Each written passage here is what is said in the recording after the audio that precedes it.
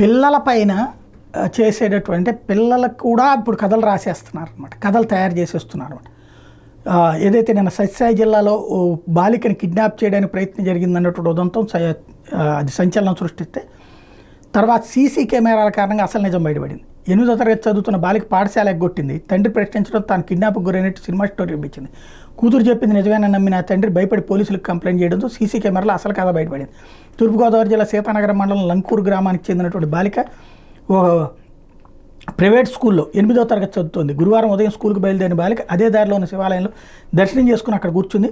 మధ్యాహ్నం సమయానికి ఇంటికి చేరుకోవడంతో తండ్రి ఎందుకు వచ్చేసామని ప్రశ్నించాడు. దీంతో బాలిక కిడ్నాప్ స్టోరీ అల్లింది.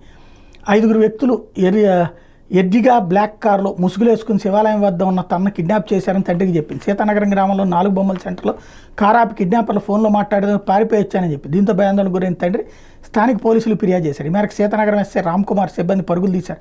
సీతానగరంలో అన్ని సీసీ కెమెరాల ఫుటేజీని పరిశీలించారు. శివాలయం దగ్గర ఉన్న సీసీటీవీ ఫుటేజీని పరిశీలిస్తే బాలిక శివాలయంలో కొంతసేపు కూర్చున్న తర్వాత ఇంటికి వెళ్ళినట్టు గుర్తించారు. బాలిక చెప్పిన కథకి సీసీ కెమెరాల ఫుటేజీకి ఏమాత్రం సంబంధం లేకపోవడంతో కిడ్నాప్ ప్రయత్నం ఏం జరగలేదని పోలీసులు తేల్చేశారు.